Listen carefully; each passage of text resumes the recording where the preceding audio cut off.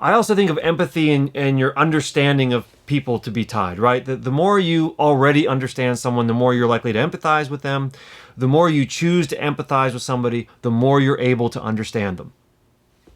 Okay? Sure. So understanding and empathy are tied and they go back and forth. But if you have common empathetic blind spots, or if you have habitual empathetic blind spots, then you have a habitual lack of understanding about people, a part of the world, a part of the problem. Right.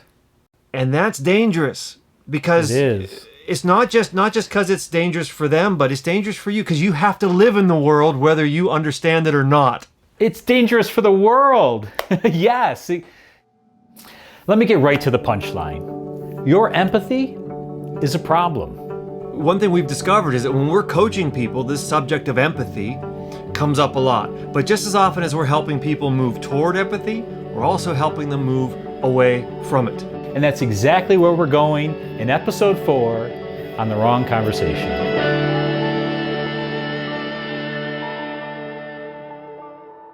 It was one of those things that kind of surprised me when I started doing this, I think. Yeah? It was a counterintuitive thing for me. That this was a real issue. I don't know why. I guess I didn't realize it as much until I started working with people, how much they struggle with this. Over empathy, right? Yeah, it sounds like a simple thing. Take empathy, it's a good thing, get more of it. Right. Apply it liberally. Exactly, right. Right? Everything gets better. Right. And that's not... It can be the case. It cannot be the case. Yeah. Was there a moment or a situation you remember when you first discovered that? Like, what was your introduction to this idea of the problem of empathy? Well, it was very dramatic in a certain way. This person was having a really hard time discerning, actually, between their own feelings and others and other people's feelings. So it was very dramatic in that way. And I'm not even sure she was as aware of that. It just became very obvious to me that was what was going on as she shared her struggles, right? And this happened at work for her. This happened with her relationships, friends, family.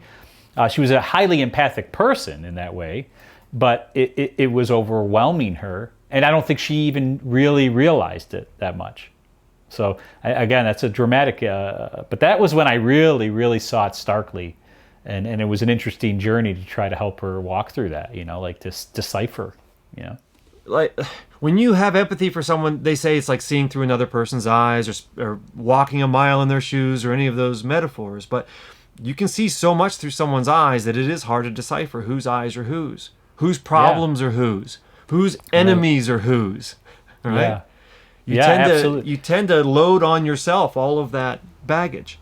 That's it, and it gets very disorienting, like how to move forward, and then therefore what you do is whatever anybody wants you to do, right? You become sort of like that because you don't know what else to do.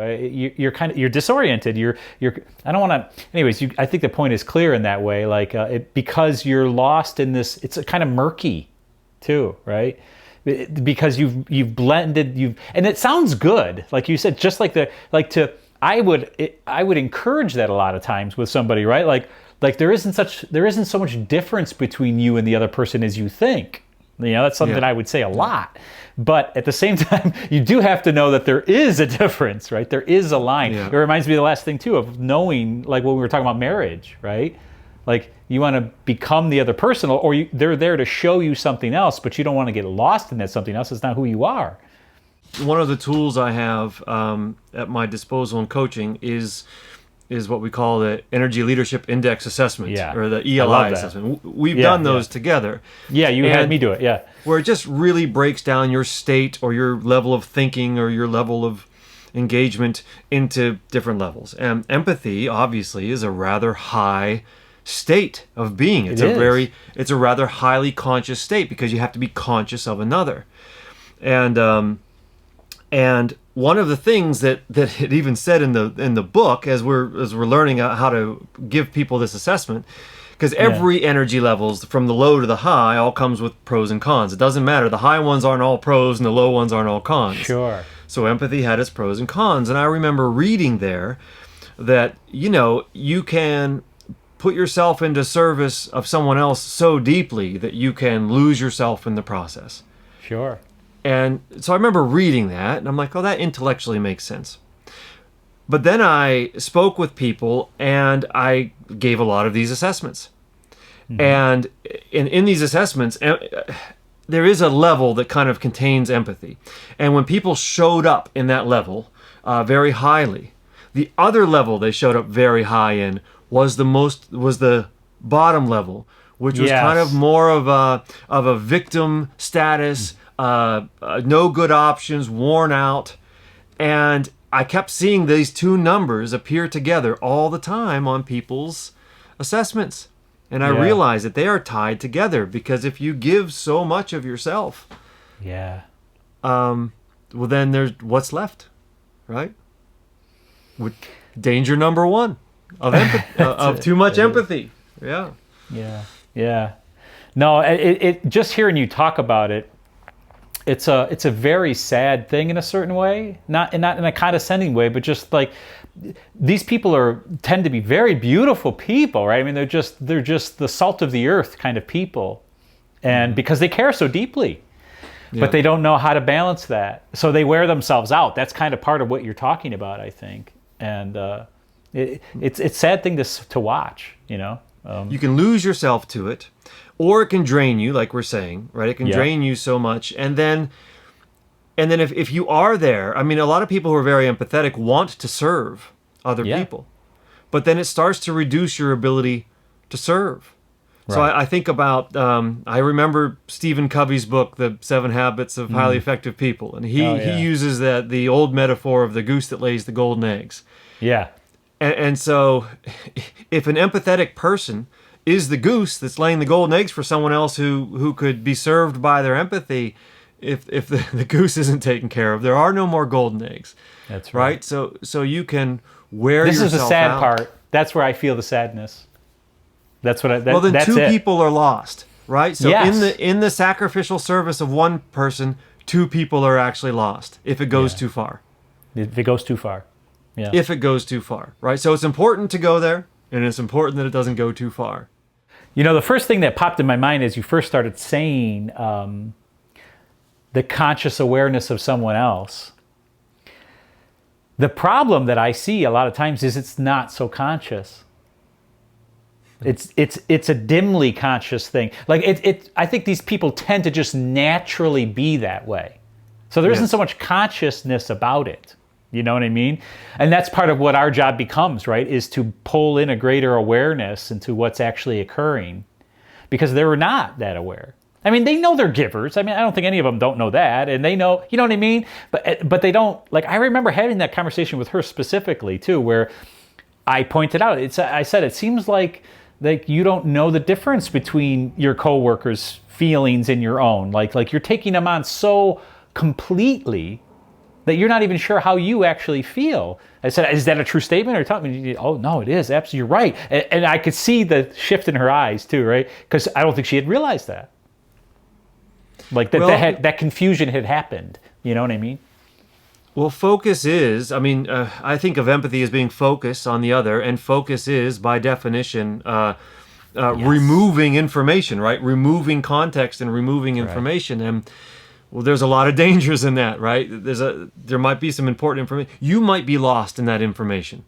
Right. It's kind of what you're saying about her. Is it her own needs, her own feelings were being lost because she was so focused somewhere else? And like you said about not being aware of it, I don't know if you've seen the stories. There's in psychology, there's a lot of talk about social contagions or emotional contagions. Yep. If you're in a group of people and everyone starts to, if a strong feeling is being felt somewhere, it tends to spread throughout the crowd. Yeah. And the science that I've seen is specifically centered around young girls, because it's quite common with young teen girls. But if one girl becomes anorexic, the whole friend group tends to dabble in anorexia. Or Yeah. if one girl starts to do self-harm or something, is really struggling with something, it tends to spread because her friends empathize, they want to Yeah. empathize, and all of a sudden it's like it becomes this emotional contagion that spreads, but people aren't doing it on purpose. They're not Right. trying, but they have trouble differentiating between someone else's feelings and their own. I think this happens with men too. I mean, obviously it happens with men, course. but you get the opposite. The I don't give a attitude, right? That's contagious. I found myself, because I'm a naturally caring person and sensitive person in that way, but hang around with the wrong people long enough and I stop behaving that way. Even stop seeing the world that way for a little bit. I think it's a real thing, no matter what side of the spectrum, no matter what side of the sexes, you know what I mean? It's a real thing for sure, I think. We're just generally, all of us are social animals, and we all engage in some level of unconscious mirroring, right, of each other. Mirroring, yeah. Right, you don't even realize you're doing it, but you tend to want to fit into the crowd. You want to find some, I don't know, camaraderie or sameness, and so it's not a conscious thing. It's unconscious mirroring. It is. This comes back to my original point, right? Mm-hmm. When you're empathizing, which is more being sensitive to other people's feelings, not what I displayed or what I discussed as a male thing, which you wouldn't care maybe or something, as a stereotype. But you're not conscious of the fact that you're doing that really, not at a deep enough level.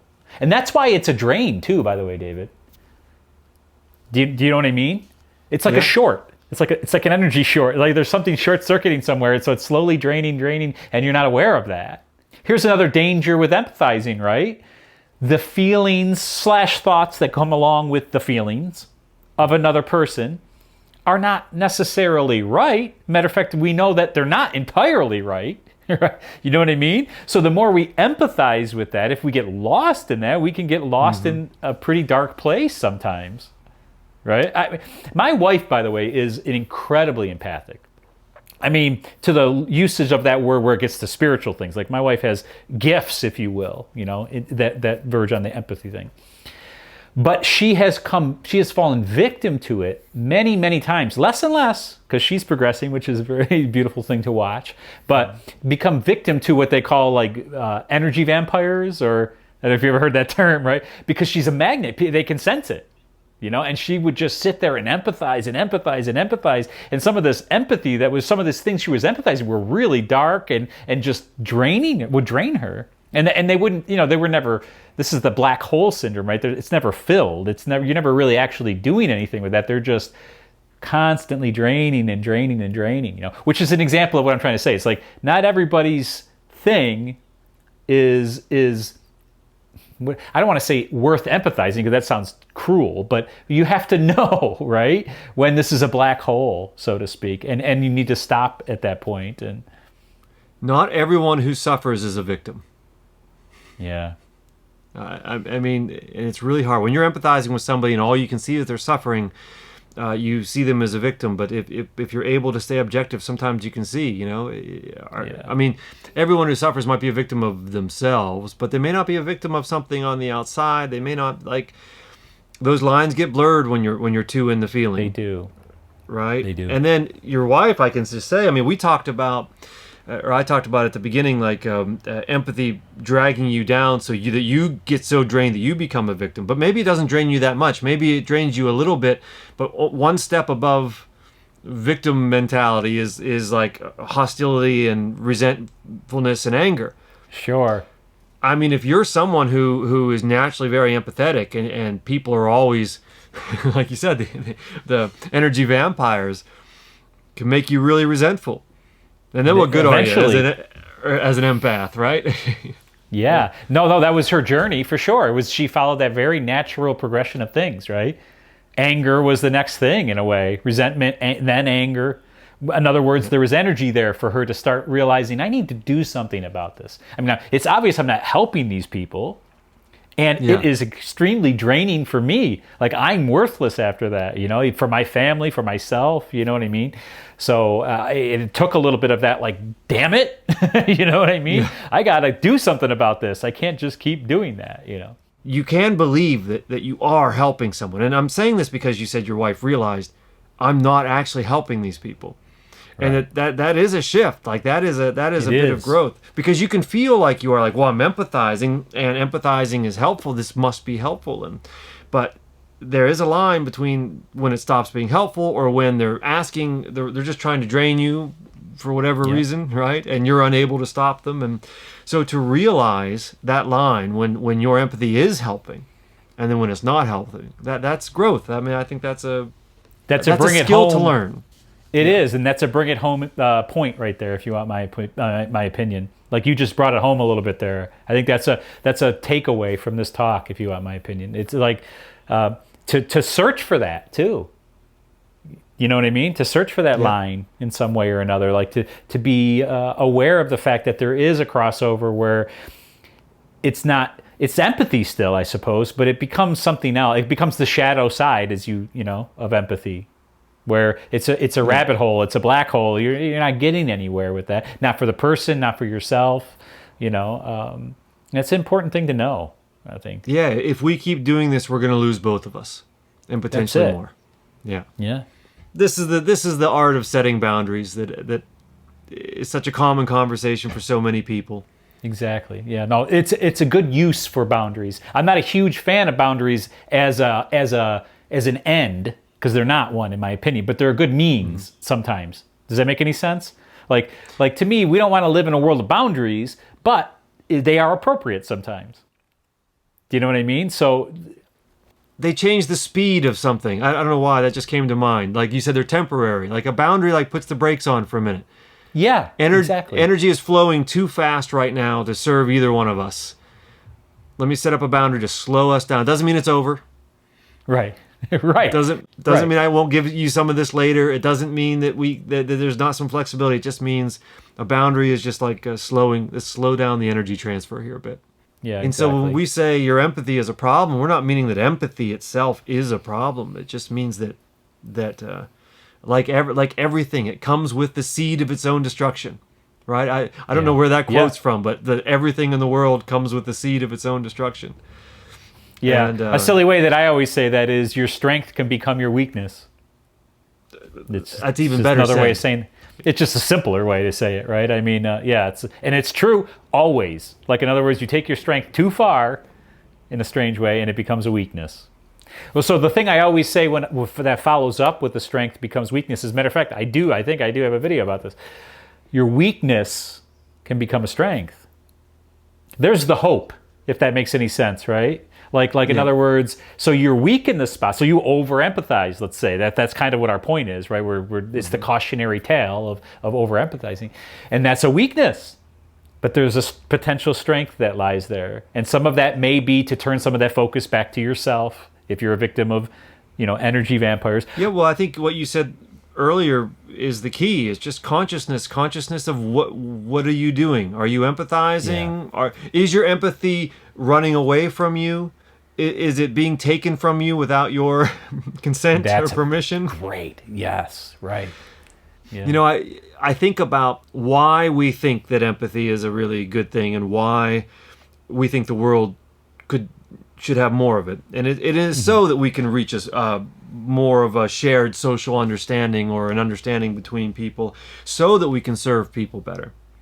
And so I always think of empathy and service as kind of being tied together.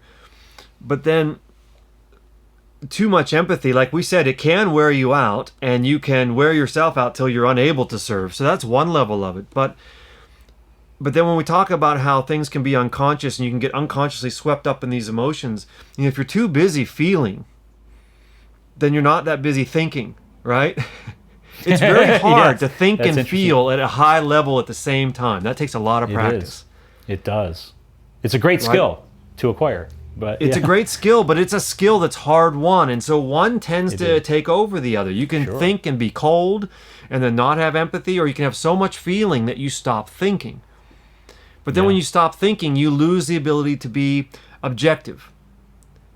And then when you're trying to help somebody, if all you're coming to them with are feelings, and you've lost the ability to be objective, well, then you're blind potentially to what they actually need. Yes, this is something that it just occurred to me. Probably not the first time, but I feel like it's almost the first time. This is the birthplace of the enabler. Over empathizing. Parents do it a lot, right? Parents, This is a very, very common thing as a parent. It's hard to resist because you love the creature so darn much, and so you get, you don't, to any pain for them is very challenging. But sometimes, I say this often, no is love too. Right? Yes. Right?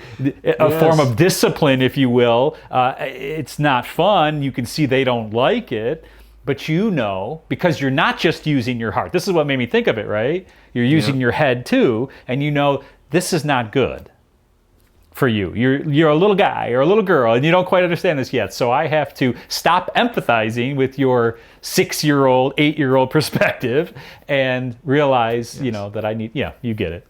If you're only in your empathy for your child or for anyone, right, you can they have a problem and you want to solve it for them. Right. Right? But then you deny them the opportunity to solve their own problem. You deny them their own karma or their own destiny, or however you want to say it. Like you deny them the ability to learn how to solve their own problems. And therefore don't solve anything. You actually create more problems most of the time like that. Exactly. So your empathy is a destructive force for them. And then you keep getting pulled back in to the things they can't keep solving. Yeah, because you can't help but empathize. Yes. Yes. This is the problem. This is the parent with the drug addict child. Yeah. Right? Or the partner with a drug addict any partner. Child. Yeah. Yeah. Yeah. Take away the drug Of course, addict. I'm saying dramatic. Yeah. But it can be that way with friends too. I often think of like when I'm trying to make this point with people, I'm like, well, let's say that your best friend's crappy ex dumped them in a mean way, right? Yeah. And so you get mad. You get mad at their ex. Okay, well, there's a couple things going on. Well, now you have an enemy that you didn't have before, right? So that's a weight on you. But then you can stay mad at the other person's, not their enemy, but their adversary or the person who's in opposition. The person you're trying to serve might be ready to forgive and move on or think something different, but you might be empathizing with them so much, you might keep egging them on to stay in the fight. Oh, yeah. Don't take that. You should, because your feelings become involved in the argument. And then all of a sudden, like, you're the one continuing their battle that they would very happily walk away from. Sure. Yeah, I agree. This happens in a larger scale, too, I think. I really do.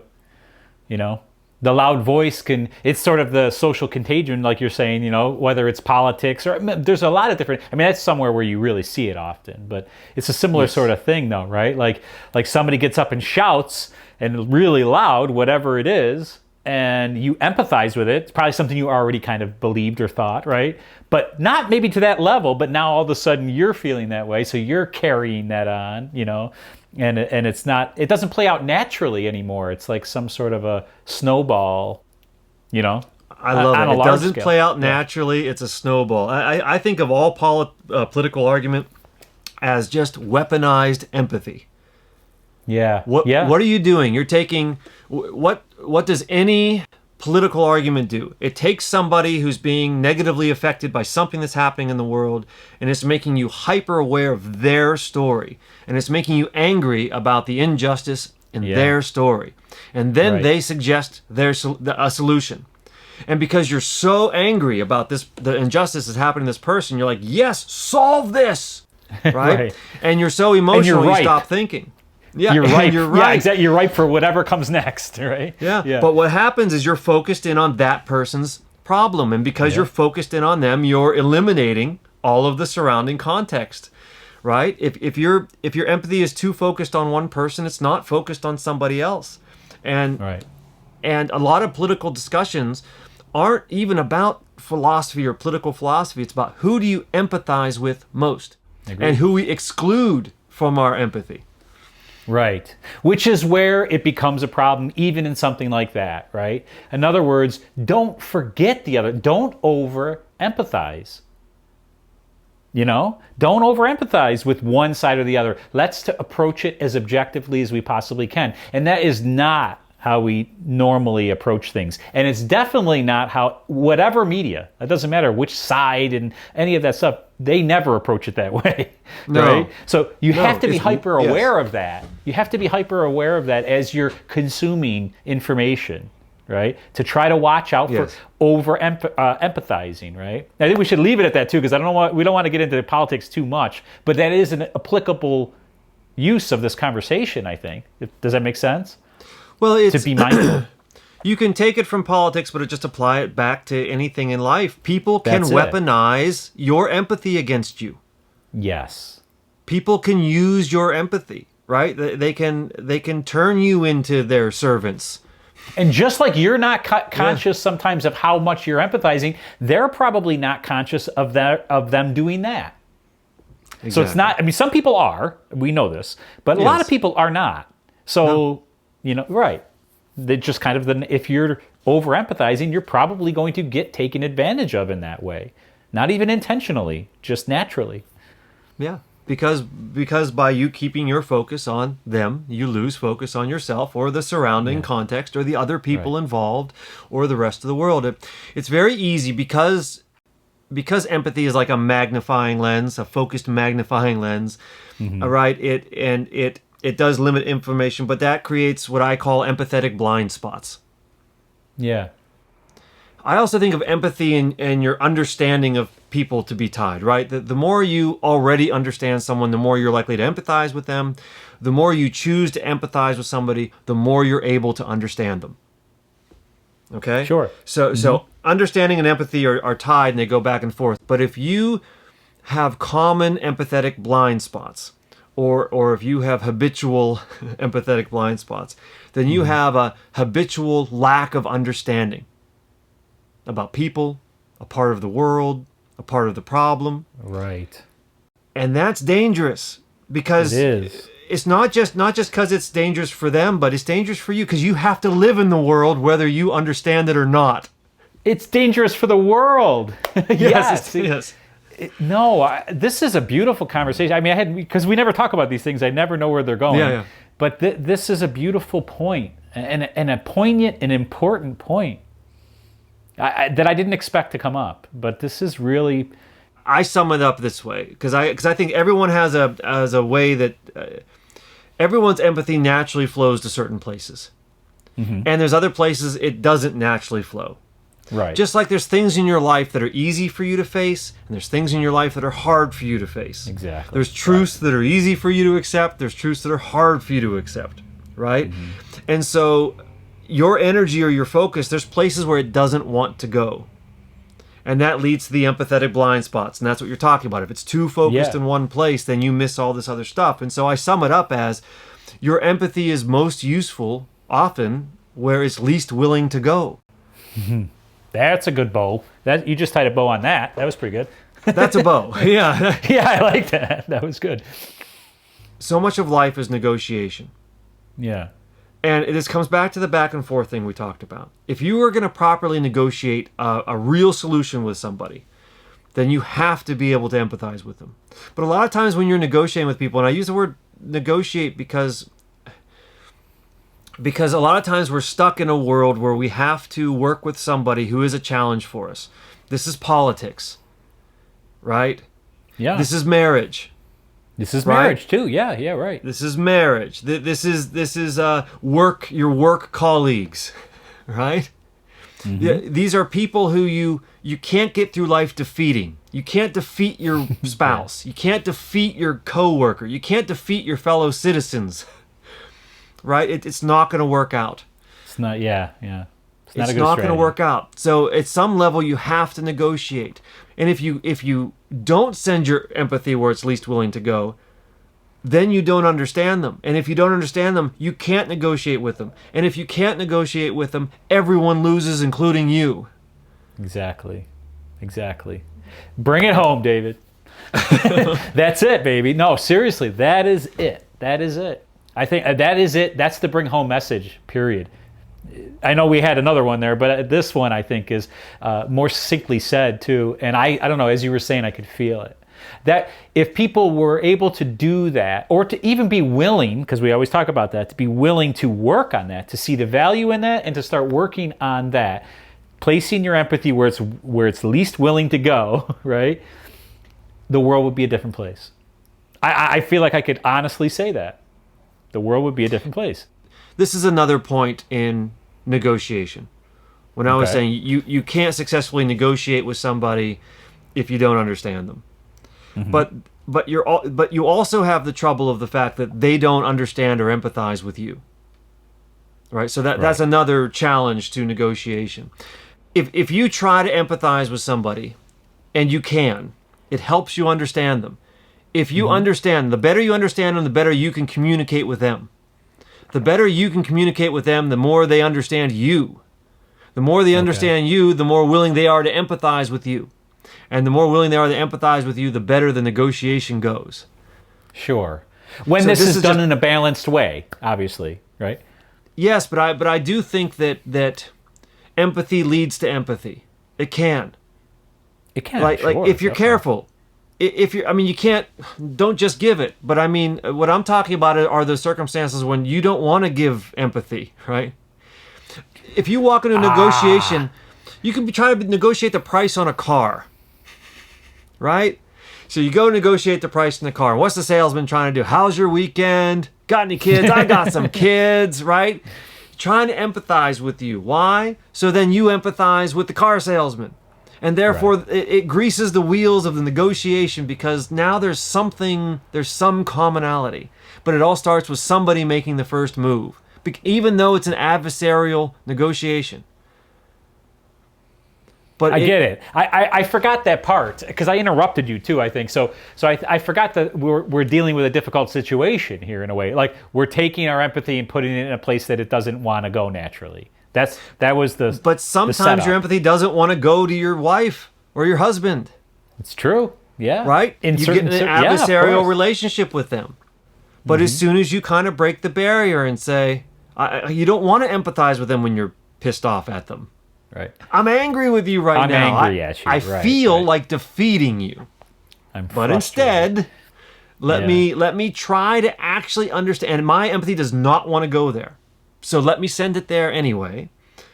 And as soon as you try to empathize, you might actually understand why they're upset. The fact that you can understand why they're upset invites them to empathize with you, and then invites them to see why you're upset. And then all of a sudden, something can happen.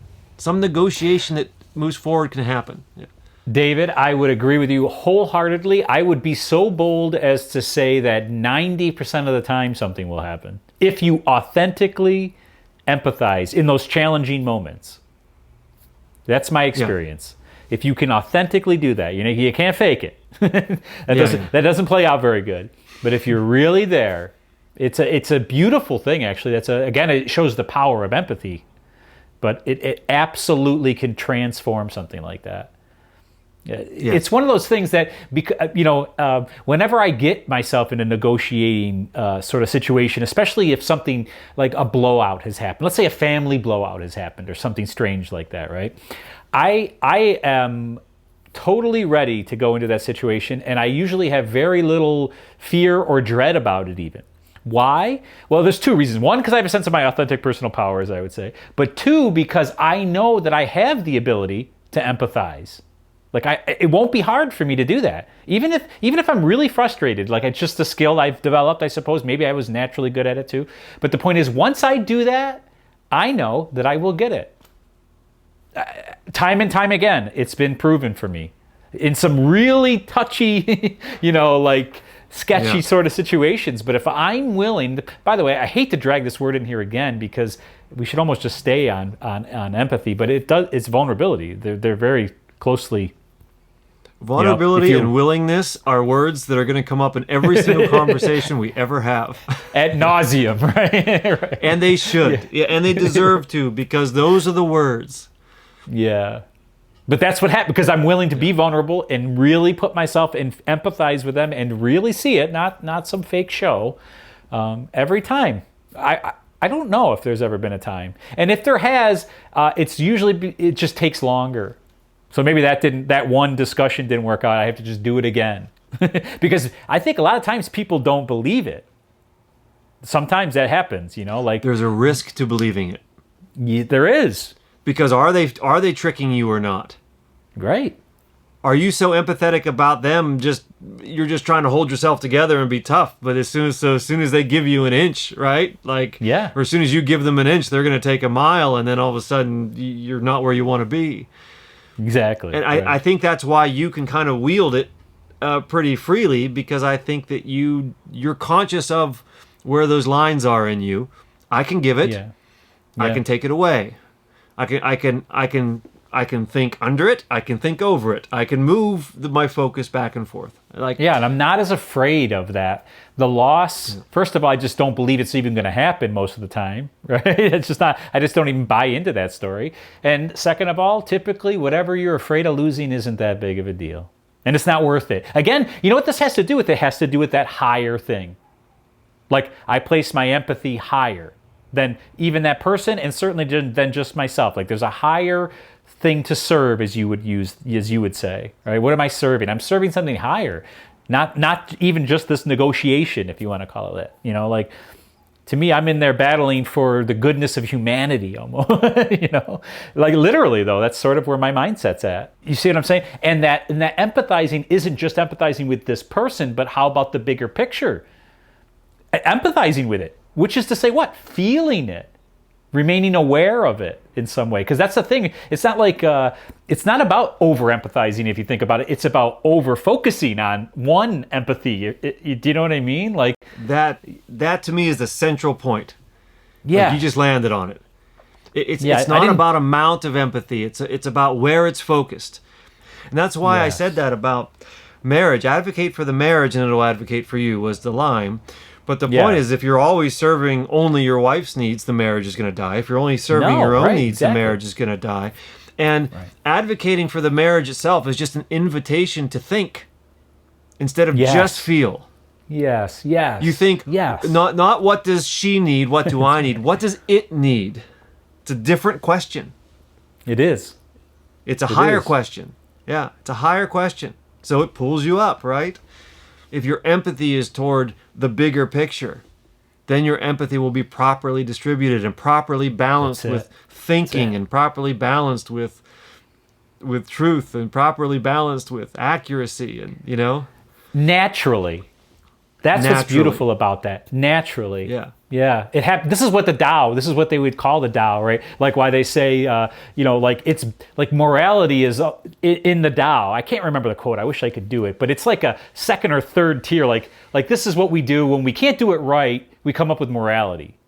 It's kind of the quote. I don't know if you've ever heard that quote, right? Because No, but it instantly you know what lands. Yeah. Because it's like that's what it's because we're forcing something. We're trying. We know there's a right thing here, but we can't figure out. We can't do it naturally. So then we come up with this contrived notion of morality, right?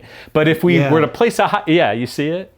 Anyways, Yeah, if you're that's when having you're in a the flow. clean conversation and a high level conversation with your conscience, it's just automatic. Yeah, Right? But that's a hard thing to achieve. Right? it is. It is. Yeah. Right? So morality fills in the gap whenever we can't manage to let nature. But by focusing upward, by focusing on, Yeah. and it's such an easy thing to trick yourself to think that you're doing. I think everyone thinks It they're is. serving the greater good. Oh yeah, that's true. It's so true. And then that's what it's a tricky the spot. check is the ego check. That's. Yeah. Am I willing to be wrong? That's usually a really simple one. Am I willing to be wrong? And that's why I said earlier, are you angry? Because if you're angry, are you really being empathetic? And I think that people are like, well, there's so much injustice in the world, and I can't help but be angry about it. How's that not serving the greater good? So it's such a subtle point, and I don't even know quite how to put it into words Well, yet. I'll say it. I'll say it in a way, right? It's Okay. are you serving anger or is anger serving you? That's what I want to say. That's when you know.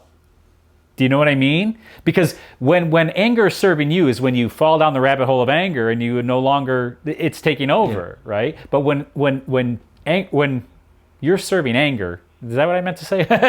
but when anger is serving you, that means that you're able to use anger to snap you into action right? Yes. And move you can on. zoom into anger and zoom out, Exactly. like we talk about. It just reminds me of something else that it's a reoccurring thing here it's the ability to zoom in and zoom out, zoom in and zoom out, right? That's part of what we're talking about. If it's not that you don't want to empathize. Obviously, we know that. You just have to have the ability to pull yourself out of that and see what else is there. Because like you keep pointing out, the more you focus, I always think of Heisenberg principle, right?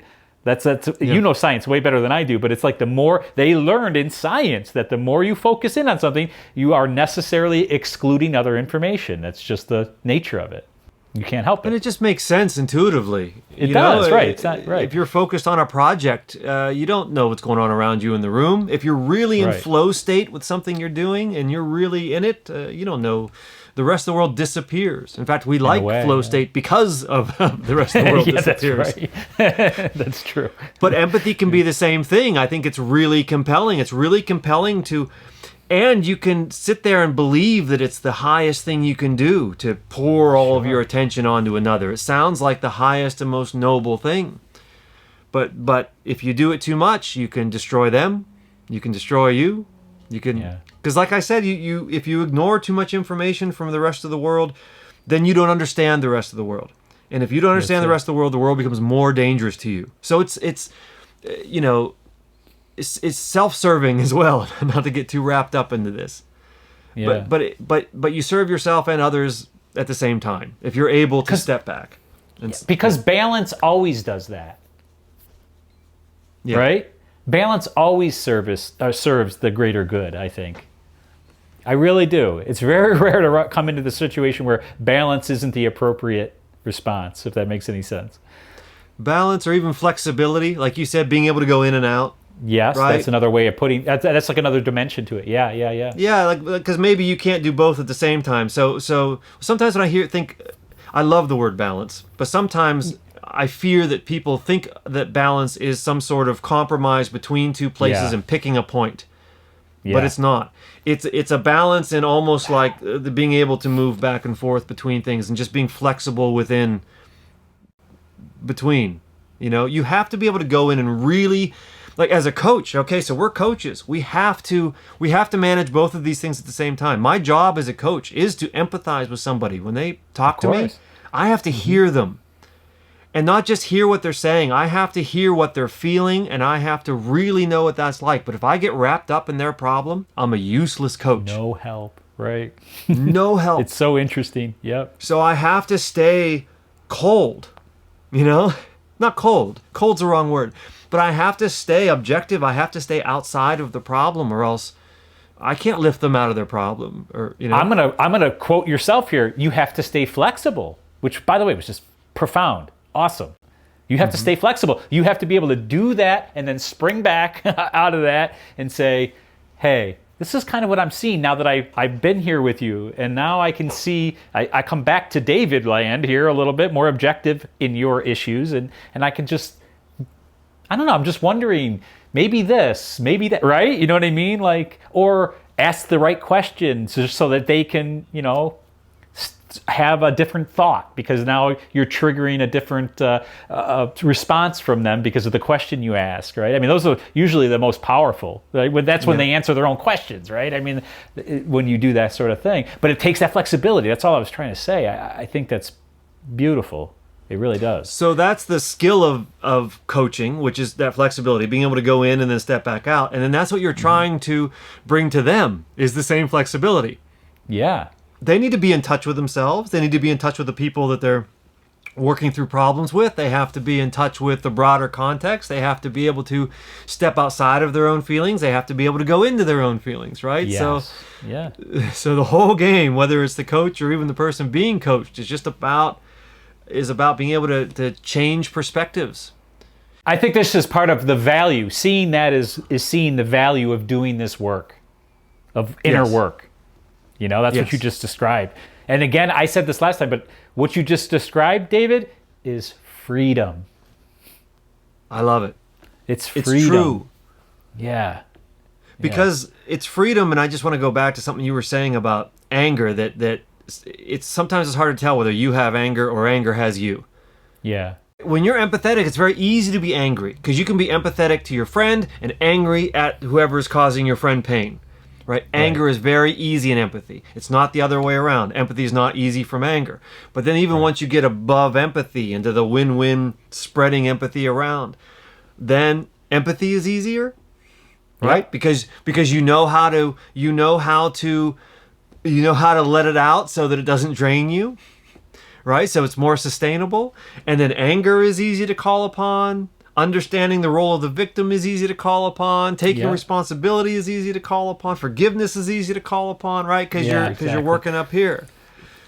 So you have to keep zooming out and upping the conversation, upping the level of the conversation, upping the level of your consciousness, upping the level of your energy. Because once you get up there, then you have options. Then you can zoom in and you can zoom out, and therefore you have freedom. You have emotional freedom, intellectual freedom, empathetic freedom. Yep, exactly. Right? Absolutely. This just happened to me personally. I told you when I came home here and I had all these things, and part of the, we're going to record this and all that stuff, and the dryer's broken and my wife's wearing, oh gosh. So we're trying to unhook the dryer and the damn thing just will not unhook. I lost my temper. It was so, because I'm the time constraint was tough. But I lost my temper. It was natural to lose my temper. It didn't own me. I lost my temper. I apologized to my wife. That was ridiculous, but that whole thing was ridiculous. And so, oh gosh, I got to record with David now. Yes. I can record with David now because I have some of that ability to move on. It doesn't own me. Yeah, you've practiced the zoom out. Yeah. Exactly. A lot of times, because people will say, "Okay, so I don't want to be I don't want to be angry. I want to be empathetic." But you say, "Well, it's not bad to get angry. Anger can be useful. You just want the ability not to live there. You want the ability to zoom out from it as quickly as possible, or as quickly as it's beneficial. You want out, right?" Yeah. So it's not that anger is bad. It's that if your only option is anger, if your only option is anger, then that can be bad. That's it. Exactly. You want options. Therefore, freedom. How do you get freedom? You learn to zoom out. You advocate for the marriage instead of for yourself or for your partner. You advocate for humanity instead of these humans versus these humans. Exactly. You advocate for. You advocate up as much as you can. It's so important, David, to disability. It's so important. I'm happy we had this conversation. I didn't know where I was going to go, but it's just such a sorely needed thing to understand this whole nuance too. I mean, we're talking about a great deal of nuance here. To have a skill like that, to be able to do that, and to even know that, hey, there is a way to empathize with humanity and to think about it in those terms, not get lost in, it doesn't mean you don't care about your side, so to speak, but to remember that there still is yet another thing that's greater, right? That can but be it's served. Hard to empathize with humanity as a whole until you can empathize with the people you least want to empathize with. That's true. That is true. And it can be frightening to empathize with other people because one, you start to learn about other people. You can make yourself wrong. You can let down your guard to them. You can open yourself up to a darkness that comes from maybe someone else. If you really empathize, I mean, you're going to go somewhere that's not pretty. That's right. But how can you empathize with humanity as a whole until you can? Well, it goes back to you are not a good person. Until you understand both sides. Doesn't mean you have to go to the other side, but you do have to understand it. And to understand it, you have to empathize with why someone would go there. Yeah. Why is this ugliness exist? Well, you have to know it. You have to know it without succumbing to it, but you have to know it. That's it. Yeah, you don't get lost there, right? Yeah. You know the word I always use? You don't indulge. There's a big difference there. I love that word. I use that usually when it's like when you're experiencing your emotions, your own feelings, my allow and let go thing, right? So when you're allowing, there's a really big difference between allowing and indulging. And it takes some time to really realize that, what the difference is. Do you know what I mean? When you're allowing yourself to have a feeling, it's tricky that you can easily slip into indulging it, which isn't what we're trying to do, right? And the line between them is always moving. It is. It is. Right? That's why process is more important than having rules. Yeah. Yeah. It's not defining the line. It's feeling the line and learning how to step on both sides and knowing what they feel like and knowing the difference and dancing with that line. You know? And this is what the Tao means when they say Yes. that. Like, this is why morality is a step down or two, because it's a rule. And you Yes. lose all sorts of, it's rigid. It's not as flexible. Yeah. Like we talked about, having that flexibility, right? I mean, that's what they're pointing at. Like, you need to be able to dance, man, you know? You can't You need to be... be able to dance. And empathy is the same way. It is. You need to be able to dance with it and know the exactly. line and understand the line. The lines between, you know, what you are empathetic with and your empathetic blind spots. You have to know where the line is between the unknown, the uncomfortable unknown, and your too well-known habits. Like, there's a line between those.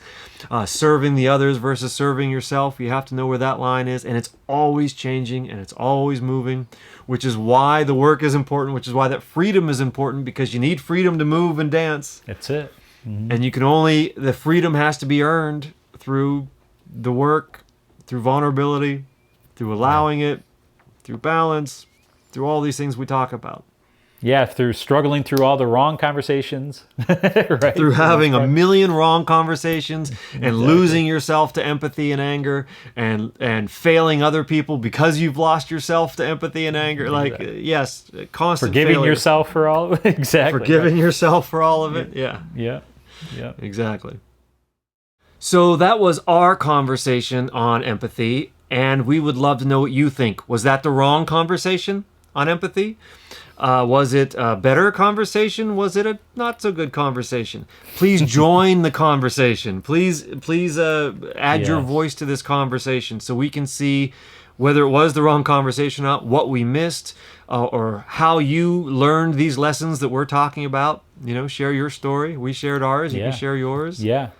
Actually, too, any suggestions for further conversations are welcome. I would love to hear that.